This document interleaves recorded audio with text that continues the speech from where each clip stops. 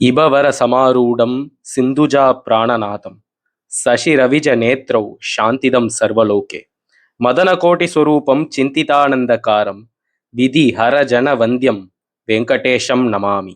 எம்பெருமான் ஸ்ரீமன் நாராயணனுக்கு யானைகள் கிட்ட எப்பவுமே ஒரு தனி பிரீத்தி இருக்கு. ஓரானை கொம்பு சித்து ஓரானை கோல் விடுத்த சீரானைன்னு ஒரு யானையோடைய கொம்பை வாங்கிட்டாரு குவலையாப்பீட்டம். ஒரு யானைக்காக கருடன் மேல ஏறி வந்து அனுகிரகம் பண்ணாரு கஜேந்திரன்.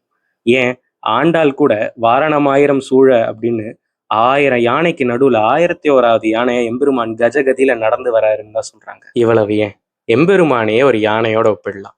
யானை எப்படி எவ்வளவு பலம் இருந்தாலும் ஒரு சின்ன அங்குசத்துக்கு கட்டுப்பட்டு இருக்கோ, அந்த மாதிரி சிருஷ்டி ஸ்திதி லயம் செய்தாலுமே ஒப்பார் மிக்கார் இல்லாத இடத்துல இருந்தாலுமே எம்பெருமான் ஸ்ரீமன் நாராயணன் தன் பக்தர்களுக்கு கட்டுப்பட்டு இருக்காரு.